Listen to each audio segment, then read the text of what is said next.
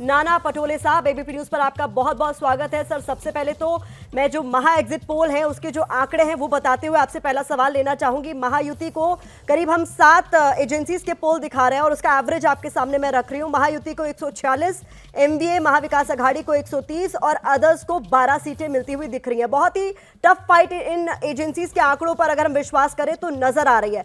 आपका इस पर रिएक्शन सर? देखो, महाराष्ट्र में जो चुनाव हुआ है उसमें एकदम क्लियरिटी है।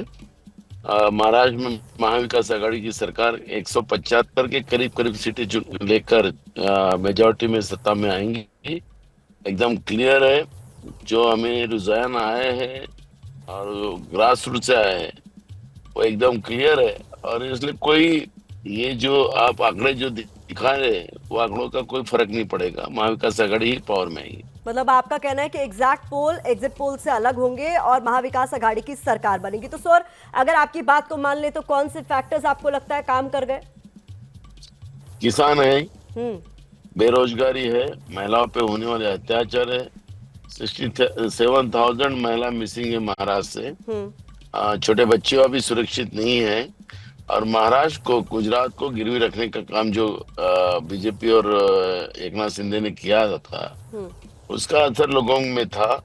बेरोजगारी था, महंगाई था। जी, मतलब यहाँ पर अगर नतीजे आप लोगों के फेवर में आते हैं तो उसका श्रेय क्या आप एमएमडी फॉर्मूला जो आप लोगों का लोकसभा में काम कर गया उसको भी देंगे? देखो, हम जाति और इसके आधार पर हम चुनाव नहीं लड़ते। वो चुनाव लड़ने का कार्यक्रम बीजेपी का है। हम्म। और उन्हें जिस तरह से अभी कल विनोद तावड़े का जिस तरह से वीडियो सामने आए और जिस तरह से पैसे बांट रहे थे, तो हमने उनको कहा कि क्या आप नोट जिहाद कर रहे हो क्या? उनकी देवेंद्र फडणवीस के पीए जो आर्मी में खड़ा है उसके दारू छपड़ी गई, तो क्या दारू जिहाद कर रहे हो? हम्म। और महाराष्ट्र की जनता ये सब चीजों को एक्सेप्ट नहीं करती। एकदम क्लियर है, महाराष्ट्र शाहफुले अम्बेडकर विचारधारा का है। हम्म।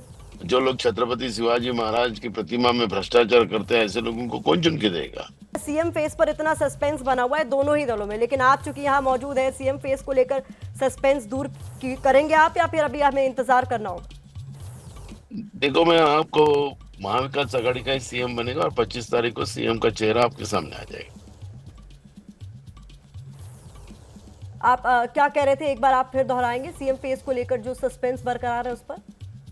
महाविकास आघाड़ी का ही सीएम बनेगा और 25 तारीख को आपको सीएम का फेस सामने आएगा। 25 तारीख को, यानी 23 को नतीजे आएंगे और 25 को ये क्लियर हो जाएगा कि कौन सीएम बनेगा अगर महाविकास अघाड़ी की सरकार आती है। बहुत बहुत धन्यवाद नाना पटोले जी हमारे साथ एबीपी न्यूज पर जुड़ने के लिए।